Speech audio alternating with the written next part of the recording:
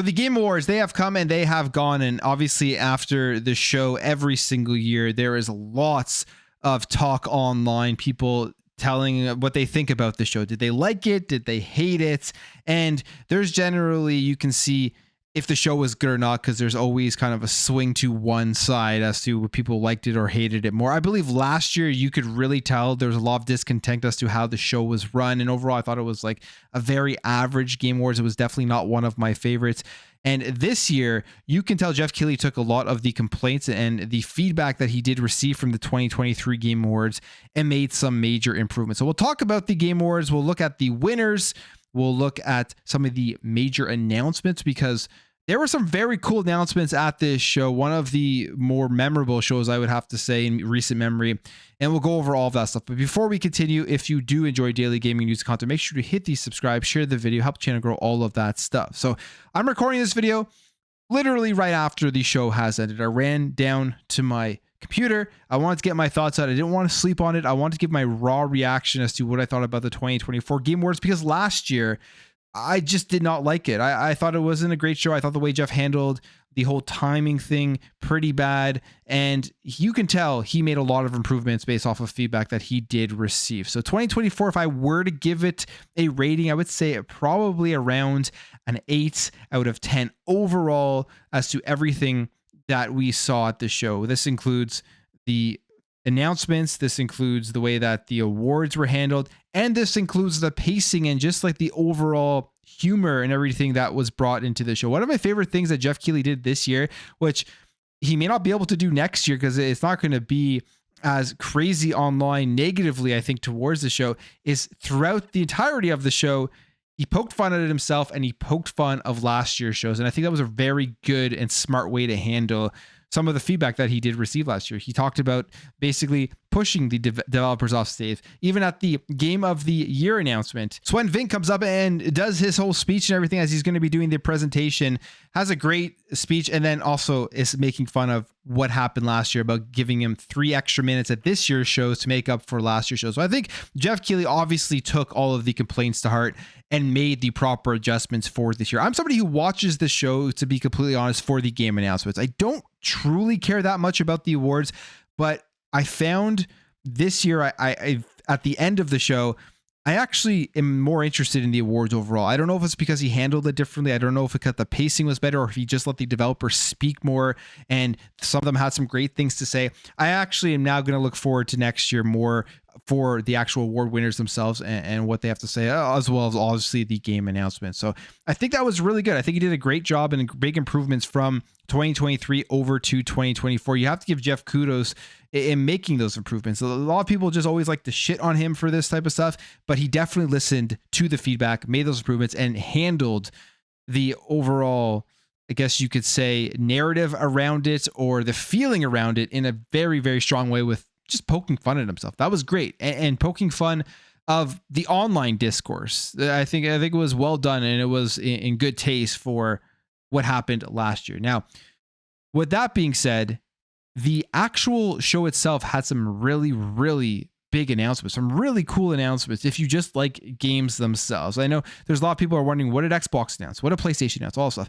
Xbox didn't really have anything at all from their first party. I think they had The Outer Worlds 2, which was their major announcement. And if you take a look at that announcement, it's actually pretty big in the sense that it adds more to what Xbox has coming from their first parties in 2025. It's pretty insane. If you really sit back and take a look at the RPGs that are coming out, the list is, if you're an RPG fan, you have a lot to look forward to. In fact, you have Ryan McCaffrey here tweeting out, if you love RPGs, your Xbox Game Pass Ultimate subscription is seriously going to pay off next year, or just buy them whenever you want. Avowed, The Outer Worlds 2, and Fable. All 3 of those games are coming in 2025. And that's not all Xbox has. That's just 3 of their major first party games. One of the games that we saw rumors about, I mean, you saw Special Nick talking about it and Xbox Air and stuff, was South of Midnight. Apparently we were supposed to get the South of Midnight release date and another trailer for it. That did not happen. That just leads me to believe that they are keeping everything first party, I guess, aside from The Outer Worlds 2, for the Xbox Developer Direct in January, which even has me more hyped now because I think we're going to see some great stuff. But there's so much first party content. Game Pass in 2025 is going to be absolutely insane. You're going to get completely your money's worth. We're at that point now. I've been talking about this for a while when it comes to the narrative that Xbox has been trying to put out there to the public about what their goal is, which is to at least have one game per quarter, at least 4 first party games throughout the entire year. And they missed that in the, I believe, first year and the second year, but they've hit it over the last couple of years. But we're way past that now. Going to 2025 and beyond, it's not going to be just 4 first party games from Xbox. It's seemingly going to be a lot more than that. And 2025 is going to be a major year here. I think like a gold standard year if they hit on everything that they do put out in terms of first party content into the service, getting your money's worth for that Game Pass Ultimate subscription. And the Outer Worlds 2 coming out in 2025 just kind of, to me, puts that cherry on top of everything that they do have. So that part was pretty cool. But aside from that, there was really no Xbox announcements. They had ads. They did that this is an Xbox thing. I'm sure you're going to see a lot of people all annoyed about that online. Again, I still don't know why, because Xbox has been telling this for us for a while that is what they are doing. So besides that, nothing too big from them.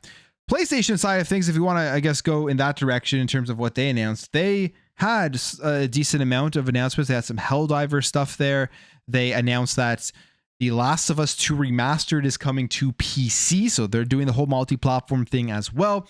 But they ended the show off with something that is pretty exciting, because to me, this is finally Naughty Dog now not working on The Last of Us again, giving us another remaster. We're finally getting something new from Naughty Dog, which I think it's been a while. And they showed off a brand new game called Intergalactic: The Heretic Prophet. And I think this game looks pretty cool. I mean, it's just one of those cinematic trailers, so it's really hard to get anything out of it, but you can see that is going to be a cinematic third-person action adventure game with like a sword style of weapon. You're going on hunts for people. That's pretty much it. And you can see the character that you are playing as. I don't believe her name was said in it, or maybe it was, I forget, but this is the character that you are playing as. But it's a brand new cinematic adventure here from Naughty Dog. Just happy to see they are moving on and working on something new. We had heard about the fact that they were, and I think it does also put to rest, because I was seeing some rumors about the Last of Us multiplayer game potentially coming back. I think it kind of puts that to rest as well. They're working on this brand new third-person cinematic adventure game that I am definitely going to have my eyes on when we do see more about it. And we didn't get a release date or anything of it or along those lines, but what we do know is that it is just a new game in the works. Now, there were some other huge announcements here. This one I'm excited for, because I did play this back in the day when it came out, and I find this game more niche. I think this probably has a more niche crowd to it, but Jeff Keighley hyped it up before it came out as like one of the biggest announcements ever. And I think it is a big announcement if you're a fan of this game, but I think there's a lot of people out there who'd be like, I never played the first one. I don't even know what it is. That is Okami. Okami 2 was unveiled. And what is really, really cool about this, which has me excited, it is Hideki Kamiya with his new studio. Capcom has allowed him to go ahead and work on this game with him. So it's kind of bringing the old Capcom back from like the PS2 OG Xbox era back to current day, because not only did they announce Okami 2, they also gave us, and this one I'm just as excited for because I still have my PS2 copy of it. It is Onimusha is finally coming back. They showed off a trailer. I believe it was gameplay in it. It looked really good. Like, it looked absolutely phenomenal, and Capcom doesn't miss. I mean, you look at how good Capcom has been over the last number of years. That alone, I think, should get you excited for them bringing this back, because you know it's going to be very good. It's coming out in 2026, so it's still a while away, but they showed off a brand new Onimusha. So awesome to see your Capcom going back into their back catalog, getting these games made. Those are two, I think, major highlights for me, and I think for a lot of people. There was also this game here, which looks really cool. It's probably very, very far out. You have to scratch your head and ask, why did they show this off now? Because it seems so far out that people may forget about it, but it is a game that does not have a name. It is codenamed Project Robot, but it doesn't have any official name to it. But what is cool is the people here who worked on games like Ico and Shadow of the Colossus, and you could absolutely see that in the gameplay that they did show off, because you're climbing up this like major enemy or structure robot type of thing. You get to the top, the head flies off, and you fly away. But I think this looks pretty cool. I'm excited to see what else comes from this, and we'll eventually get a real name for it. So that was pretty cool. We saw some other cool announcements, like Elden Ring is coming here, a standalone game. This is a brand new Elden Ring game. It is called Night Rain. It is a co-op spin-off. Now, here's what they say about it, because there is co-op in Elden Ring currently, but this I think is designed specifically for co-op. It says, it turns out our adventures in the lands between are not over, as From Software has just announced Elden Ring Night Rain, a standalone co-op offset in a world parallel to Elden Ring. The game will let players team up with up to 2 friends and explore a condensed map of Elden Ring's Limgrave area, and which will be infested with random enemies and structures at the start of each session. It's coming out for everything. This is what's interesting. It's still coming out for PS4 and Xbox One, but obviously PS5, Xbox Series XS, and PC in 2025. So if you're an Elden Ring fan, you're getting more content here, which is very cool. Now, we got a brand new trailer, and I thought this was going to happen. It did happen. I believe that they opened the show up, or it was near the beginning. The Witcher 4 was revealed, and you're playing as Ciri. It looks phenomenal. It's an Unreal Engine 5. Obviously, we didn't see gameplay of it, but the tone, the graphics, everything around it in this trailer, I think looked absolutely amazing. 6-minute trailer. It says, puts Ciri center stage as a new protagonist instead of Geralt of Rivia. And they say, which we didn't get a release date or window, but we did learn the trailer was pre-rendered in a custom build of Unreal Engine 5. And I mean, a game is going to look very, very good in Unreal Engine 5. But you're playing as Ciri. I think it's going to be a lot of fun. She's a great character. I see a lot of people already pushing back against that online. Not sure why. I think Ciri is cool. So I'm very excited about that. That was another major announcement here at the Game Awards. And like I said, this was like a 3-hour show. There were tons and tons of announcements to go over. They announced a brand new Turok game, Turok Origins. Again, very excited about that. Looks very cool. Third-person shooter with the whole Turok themes and dinosaurs and all that stuff. Virtua Fighter is back. So we have a brand new fighter in the realm. We're kind of in like that rejuvenation era of fighting games with so many good ones that are out. Virtua Fighter is back here to take on Street Fighter, take on Tekken, all of that stuff. So if you're a Virtua Fighter fan, finally, we're getting a brand new entry into the series. Now, if you're a fan of RGG Studio, they had a couple of big announcements here. They had 2 new announcements. First of all, they have Project Century, which looks like a very cool action game, third-person action game. Looks a lot like Yakuza, but obviously it is different. It says it's a new action game set in 1915. It looks and plays very much like Yakuza / Like a Dragon. However, it does look a bit more gorier and seems to include some sort of alt history angle. It does look kind of more mature, more gory than the Yakuza series, but very cool stuff there. And then, of course, the other one, the Virtua Fighter, which I already mentioned. This one was the first game announcement that was in like the pre-show from 7:30 until 8, and this has me as hyped as pretty much anything out there. It's a brand new Ninja Gaiden game here. It's a side scroller, and it's called Ninja Gaiden Ragebound from Koei Tecmo. .emu, who does publishes some great stuff when you think about some of the other stuff that they have put out there with like the Streets of Rage and everything, the Streets of Rage 4.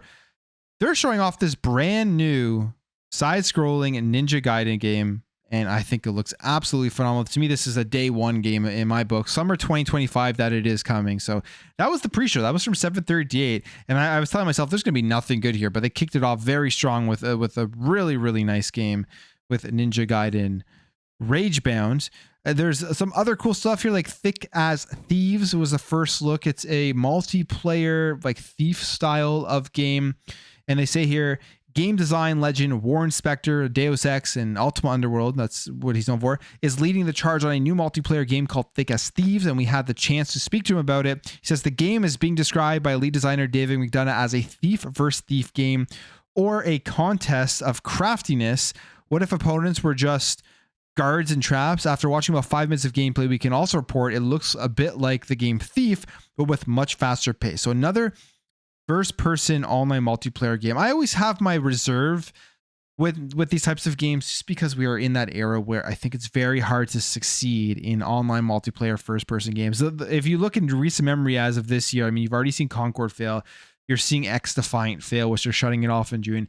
And then you see something like Marvel Rivals, which is doing extremely well, but it's because it's a Marvel IP. Like, I don't think Marvel Rivals would be succeeding if it was just called Rivals and it was just generic characters or new characters that people knew about. What's bringing people over to Marvel Rivals is Marvel, and you can see that it's people who don't really even play those styles of games all the time. There's a lot of people probably jumping in there because of the Marvel IP. So I'm always kind of reserved here when it comes to these types of games. I wish them the best, but I hope it's not one of those types of games that is, they come out and then it just fails in like a few months.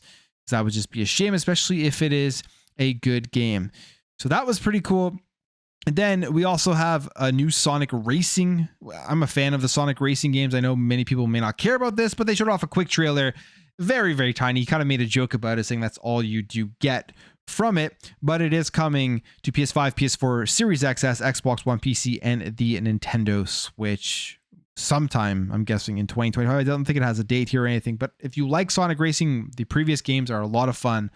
If you like kart racing games at all, I would definitely recommend keeping your eye out on that. We got the new Borderlands 4 trailer, which looks pretty cool. I mean, I'm not that excited about Borderlands anymore, but I will definitely keep my eye out on this one when it does end up coming out and jumping in to see what it is all about. So Borderlands 4, that was the official trailer. We already knew that. Randy Pitchford, he teased it. He put out a tweet saying he was super excited about the trailer, although he wasn't really supposed to say anything. If you like Final Fantasy 16, Clive here is joining Tekken 8.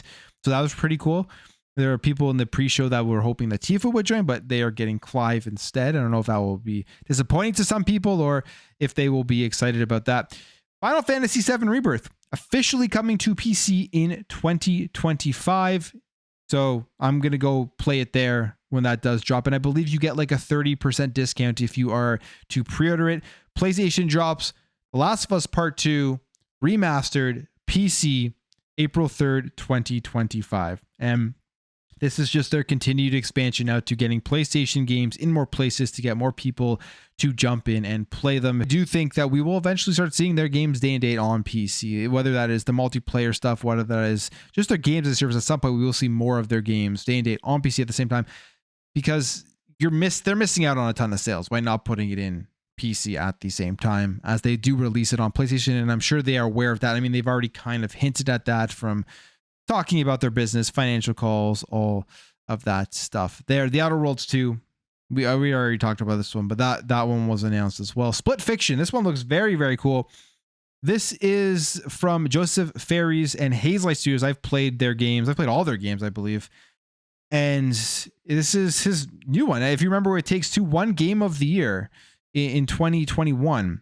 And this one, I think, looks better than It Takes Two. I like this setting and everything far more than It Takes Two. I like the characters and it looks awesome. So I'm excited for this game to eventually come out. This comes out very soon, actually, March 6th, 2025 for Split Fiction.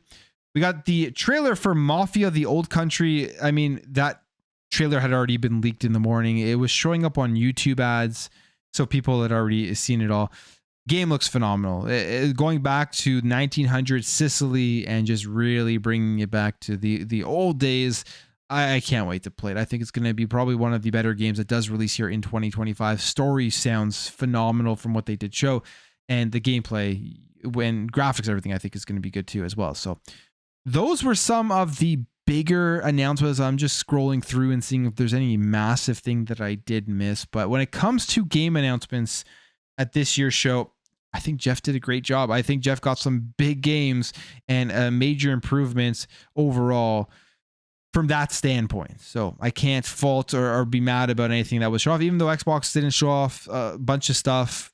It is what it is, because January is coming up and they have their developer direct there. And I'm more than happy to wait, because there's so much third-party stuff here that I'm excited to jump in here and play. Now, when it comes to the award winners, we'll talk about some of the big award winners. I called this from a mile away in terms of who was going to win Game of the Year. It's not surprising. Astrobot won Game of the Year. It deserves that. I don't think it's a big shock to a lot of people that it won. I don't think that it is like something that people should be upset about that it won. It's a phenomenal game. It's a platformer. It's something new and exciting, in my opinion, that PlayStation hasn't put out in a while. And I love platformers, so to see a platformer win this award to me means that we are going to hopefully see more platformers, and hopefully this pushes PlayStation to continue to make these styles of games. If you're somebody like me who is kind of tired of the same old third-person action adventure cinematic game from PlayStation, Astro Bot winning Game of the Year, you would have to think is going to push PlayStation to go out there and have more variety in their games and put more stuff out there like the Astro Bot style of games that focuses on gameplay more than anything. So to me, that is a good thing. But if we take a look at some of the other award winners, Best Game Direction, Astro Bot won that as well. Best Narrative, Metaphor ReFantazio won that one. Best Art Direction, Metaphor as well. You have to remember, Metaphor, there was a whole thing before this came out as to how good it would do. Would it fail because Xbox marketed obviously had zero effect on the game, and in fact it did better than it has ever done from an Atlas game. I believe it broke records. So that narrative was completely destroyed. I think that was a stupid narrative to begin with. Xbox got some wins here from Hellblade 2. Senua Sega Hellblade 2 won Best Audio Design, beating out Astro Bot, Call of Duty, Final Fantasy, and Silent Hill 2. And Melina Jurgens also won Best Performance, which I think she absolutely deserves because her performance in Hellblade 2 was phenomenal. She's very, very good at what she does. So she won that one. And if we go down here for Best Ongoing Game, Helldivers 2 won. Best Community Support, Baldur's Gate 3. Best Independent Game, Balatro. Balatro won 3 awards. That one's mind-blowing. Not because I don't think it deserves it, but because of the story behind this game. I believe it was just a guy making it for his friends and now is known across the entire gaming industry forever because he here won 3 awards. Best Mobile Game, Best Debut Indie, and Best Independent Game. Balatro just knocked it out of the park. Metaphor won Best RPG. Tekken 8 won Best Fighting Game. Astro Bot won Best Family Game. Frostpunk 2 won Best Sim/Strategy Game. I'm kind of disappointed in that. I was really hoping Unicorn Overlord would have won that because that was one of my favorite games of 2024. Helldivers 2 won Best Multiplayer. And again, most anticipated game, Grand Theft Auto 6. That is not a surprise. But those were some of the major awards. There's some other stuff there like esports that don't really care about. I don't know how many people out there do care about it, but congratulations to all the people who did win those awards. So that was the show. Those were the winners. Those were some of the big announcements. And as I said, I think Jeff did a very good job of improving it over 2023. I was very disappointed in 2023, 2024. My expectations now going forward are very high. So he has a high bar here for 2025 because I think this one went over very well. It'll be interesting to see some of the reactions. I mean, I'm shooting this live without actually looking at what a lot of people out there are saying about it. So if I go over here to Twitter, we'll go to some of these posts. Rate this year's Game Awards Showcase. This person says it's the best one yet. This person gave it a D, 6 out of 10. Ending was kind of weak. Not a huge fan of the product placement. The game's still up until the last 30 minutes or so was pretty good. Glad to see they took the criticisms from last year and improved themselves. I would agree with that. 7.5 out of 10, 7 out of 10, 7 out of 10, 6 out of 10. We're seeing a lot of 7s here. Someone gave it a 10 out of 10. 6.5 out of 10, solid 8. I think I'm at an 8. Honestly, I think I'm at an 8 overall as a show. Genki here, Genki Japan gives it a 9 out of 10 and just lists some of the big games. And I would agree, those are huge games that we did talk about. The Ackman gives it a 7 out of 10. Continue down here. Let's see what some more ratings are. This person gave it a 0 out of 10. I mean, I don't know if that's being serious or not. But I think the general sentiment around this show is a 7, 8 out of 10. So how is Jeff going to get this up to a 9 or 10 out of 10 next year? If you're looking at just the average, this person gives it a 9 out of 10 and said it would have been a 10 out of 10 if Wukong won Game of the Year, but they're also making jokes. 6 out of 10. Yeah. So I think it's around a 7, 8 out of 10 is the average if you go online. It will be interesting to see when the Game Awards do put out their poll, when the votes all come in, what it does land on. Because if you remember last year, it was very low. I think it was like a D or something. Or maybe it was a C around there that people did vote on what they thought about the Game Awards. But let me know what you guys think. I would love to know your comments on what you think about it, just from an overall perspective of the show. Even if the games that you were looking for weren't announced there, just what do you think about the show overall and how Jeff handled it? But I'm going to end the video there, guys. I was enough rambling about that. If you did enjoy this video, please consider hitting subscribe, sharing it, all of that great stuff. I appreciate all the support, and I'll catch you guys in the next video.